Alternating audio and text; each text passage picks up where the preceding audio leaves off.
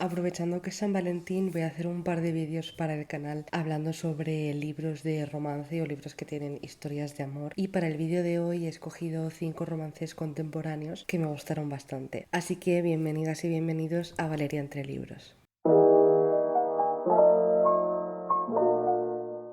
El primer libro del que me gustaría hablar es A 7 años de ti, un romance contemporáneo de Ashley Poston, una autora a la que se le ha conocido por hacer romances contemporáneos añadiendo algunos toques de realismo mágico con bastante frecuencia. Esta novela se publicó con el título original en inglés en 2023, pero en español no salió publicada hasta 2025, que la publicó la editorial Titania. Es una novela que no es muy larga, son 300 y poco páginas, y es la primera novela que yo leo de esta autora, y la verdad es que sí que me ha generado un poco de curiosidad y de ganas de seguir leyéndola. Tiene otras novelas como El sonido del amor o Un amor de novela, por ejemplo. Este concretamente, A 7 años de ti, es un libro que la verdad es que quise leer porque todo el mundo hablaba de él y me generó muchísima curiosidad. Y sí que es cierto que cuando lo empecé dije, uy, y tuve bastantes dudas de si me iba a gustar o no. Pero la verdad es que a medida que fui avanzando, a medida que iba adentrándome en la historia, pues me fue cautivando cada vez más y la sensación final al terminar el libro fue muy buena, la verdad.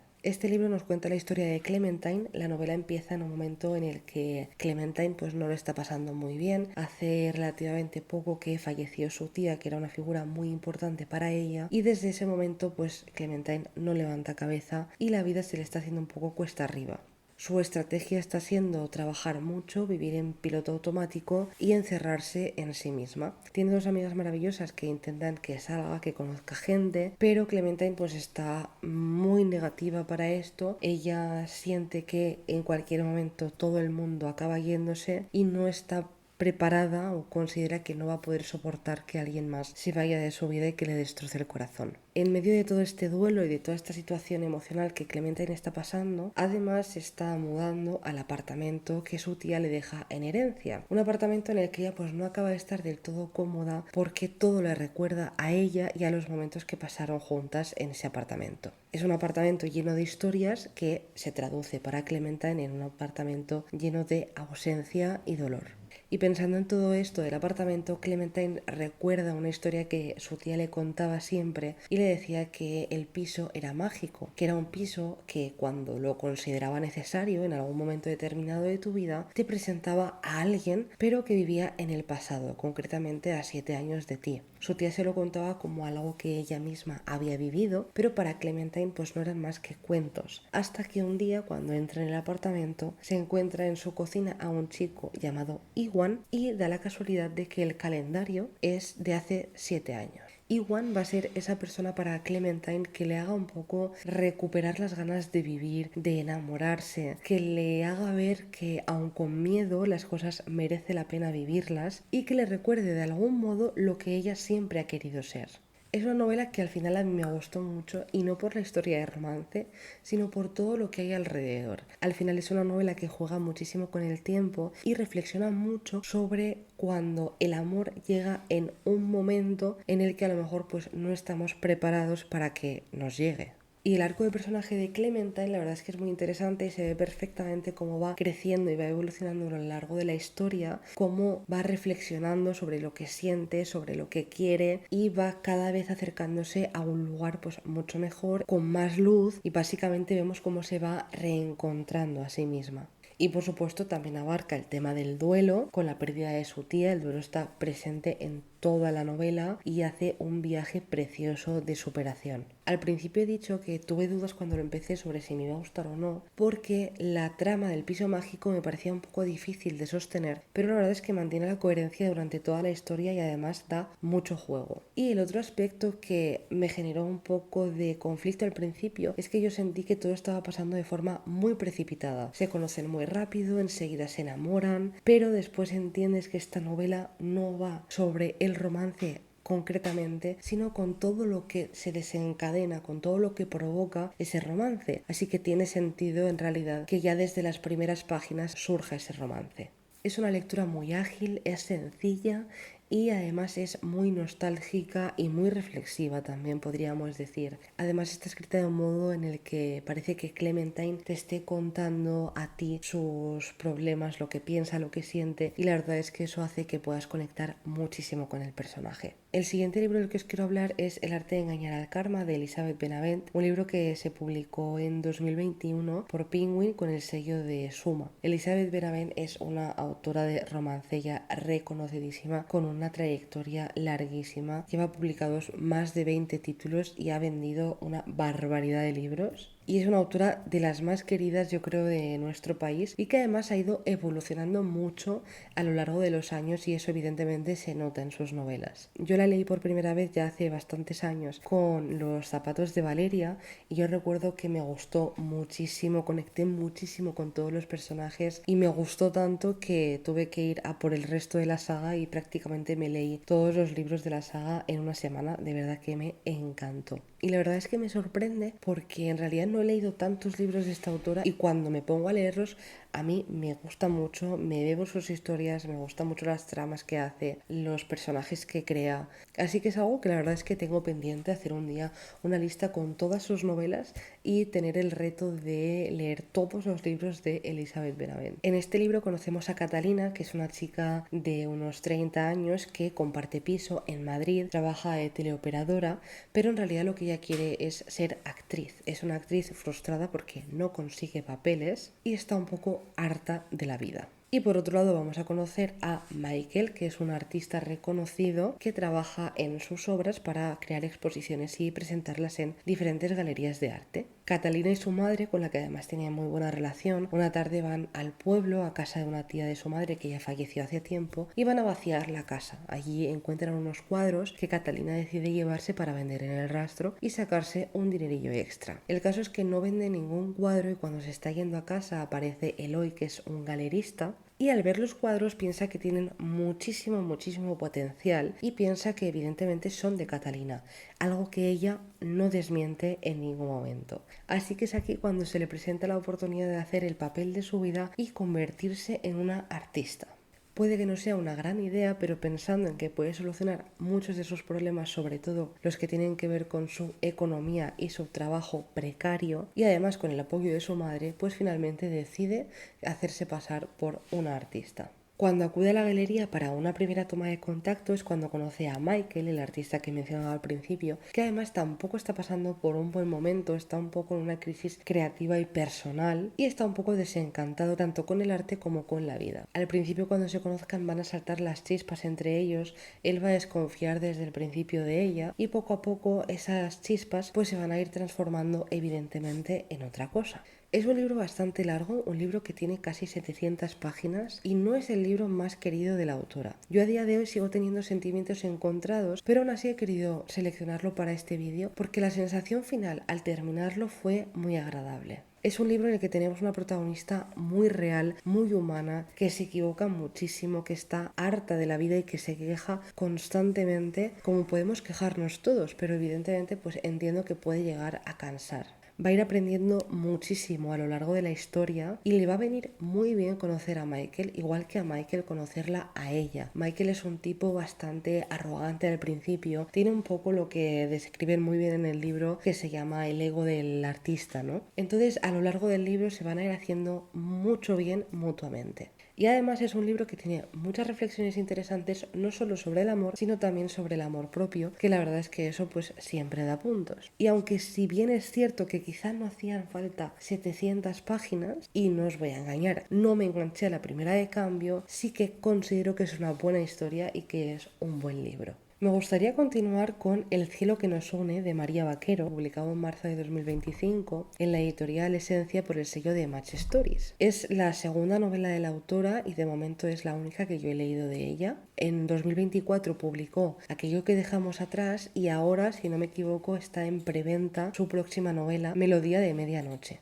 En este caso, El cielo que nos une es una novela de unas 350 páginas, pero ya os adelanto que es una novela muy fácil de leer, con un romance muy ligero y que además es muy adictiva. En este libro conocemos la historia de Alice y Harry. Se conocen desde muy pequeños, viven en un pueblecito de Alberta, los padres de ambos son vecinos y han sido amigos toda la vida. Por lo tanto, ellos prácticamente han crecido juntos y han desarrollado una amistad única y muy especial. Nunca han estado el uno sin el otro y siempre son lo primero el uno para el otro. Pero Alice guarda un secreto y es que sabe desde hace muchísimos años que está profundamente enamorada de Harry, pero como su amistad para ella es muchísimo más importante, decide de alguna manera enterrar este sentimiento. Su manera de enterrarlo pues es salir con otros chicos, algunos incluso los llega a querer, pero al final el sentimiento por Harry siempre está ahí de forma muy presente. Harry, por el contrario, es un tipo que reniega del amor, cree que el amor de verdad solo está en los libros y que eso no es para la vida real.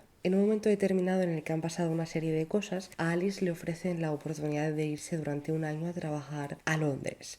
Y al final ella decide aceptar, primero porque es una forma de poner distancia y de quizá por fin olvidarse de Harry. Y segundo porque le va a venir muy bien para encontrarse a sí misma y para aprender a quererse a ella misma y priorizarse por encima de todo lo demás. En ese momento en el que se separan por primera vez es cuando Harry descubre que quizá la echa más de menos de lo que él pensaba y quizás sus sentimientos pues van un poquito más allá de lo que él pensaba. Cuando decide ir a visitarla van a tener que compartir casa y cama y ya os podéis imaginar lo que va a pasar. De verdad que es una historia muy bonita, es un libro en el que se ve perfectamente la amistad que ha ido creciendo entre ellos, se ve perfectamente el miedo absoluto que tienen a que esa amistad se rompan, a perderse el uno del otro. Se siente además a la perfección esa tensión silenciosa que va creciendo entre las páginas, que tú estás leyendo y estás diciendo por favor que pase algo ya, ¿por qué no lo estáis viendo? Está de verdad en ese sentido muy bien escrito. Y creo que esa es una de las razones por las que resulta tan adictivo. Además tiene capítulos muy cortitos, tenemos la perspectiva de ambos, de Alice y de Harry, y eso siempre nos gusta porque podemos ver la perspectiva de ambos personajes. Y entonces pues ese conjunto de cosas hace que no quieras dejar de leer.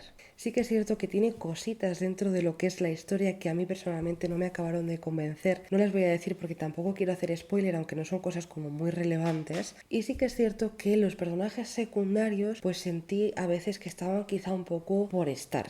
Pero aún así, la historia principal me parece una historia preciosa, me parece que está muy bien escrita, un romance entre dos amigos que va creciendo a fuego lento, como suele decirse, y en el que además hay un trabajo de reflexión y de autoaprendizaje que ambos protagonistas necesitan hacer para poder enfrentarse a sus sentimientos. El siguiente libro del que me gustaría hablar es Los veranos olvidados de Andrea Longarella, una autora que, al igual que Elizabeth Benavent, tiene ya una larguísima trayectoria, lleva publicando desde el 2016 más o menos, y en este caso este es el único libro que he leído suyo, no porque no haya querido leerla más, porque de hecho después de leer este libro sí que he querido seguir leyéndola, pero la verdad es que no he tenido ocasión. Ojalá pudiese leer todo lo que me gustaría, pero evidentemente no puedo.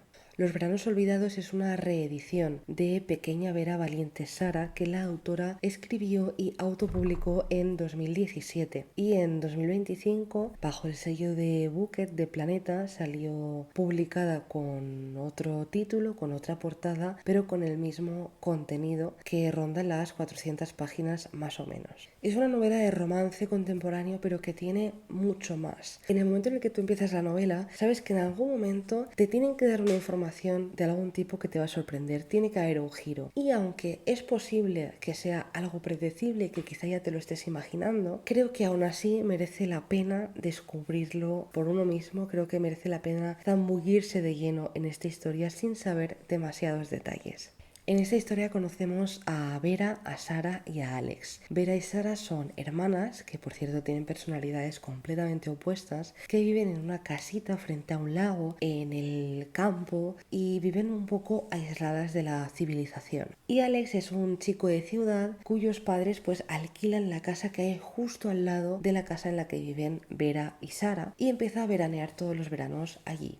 La novela empieza en el presente de Sara, en el que vive con su abuela en esa misma casa, y vamos viendo a lo largo de toda la novela los veranos que fueron pasando juntos los tres, jugando en el bosque, en el lago, y forjando algo que parecía inquebrantable y que parece ser que ahora pues no lo era tanto.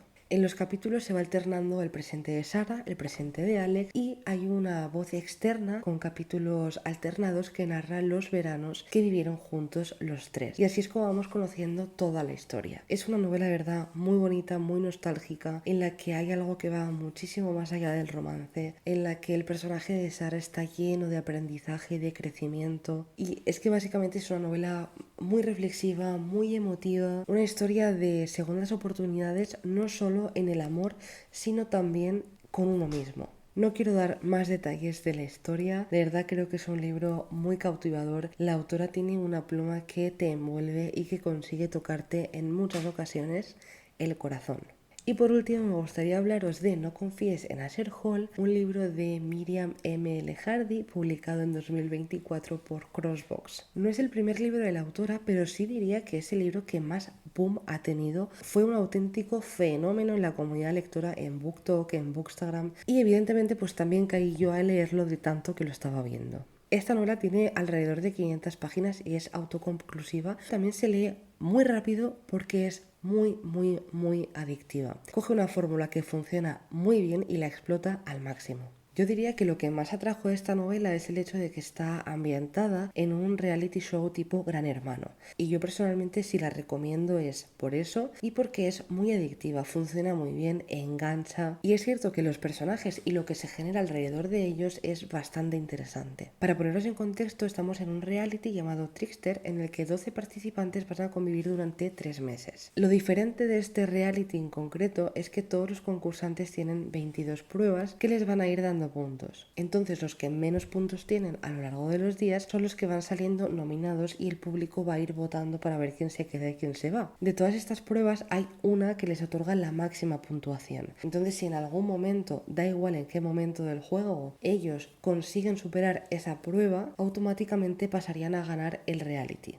El premio es de $1 millón y la peculiaridad de estas pruebas es que tienen que ver con los propios participantes y además ellos no saben qué pruebas tiene el resto de los participantes. Entonces esto lo que hace es generar un clima de tensión y de desconfianza entre personas que tienen que convivir, que evidentemente van a forjar vínculos, que además tienen que generar ciertas estrategias entre ellos y a esto hay que sumarle que por supuesto la productora pues va a hacer trampas porque al final es una productora sin escrúpulos que lo que quiere es conseguir la máxima audiencia posible. Remy es la protagonista femenina y ella se apunta al reality porque necesita el dinero para salvar a su padre que está enfermo. Asher es el protagonista masculino y él entra al reality porque necesita el dinero para salvarse de la cárcel. Desde el primer momento, desde el momento en el que los reúnen en plató, momentos antes de entrar en la casa, entre Remy y Asher ya empiezan a saltar las chispas. Él, el chico misterioso y malote que juega muy bien su papel, y ella, la chica introvertida y tímida que no sabe muy bien cómo manejarse en este tipo de situaciones. Esto la productora evidentemente lo va a aprovechar y va a hacer que la prueba de ella sea que él se enamore de él y la prueba de él sea que ella abandone por su propia voluntad. Las personalidades y las necesidades de estos personajes generan una trama muy interesante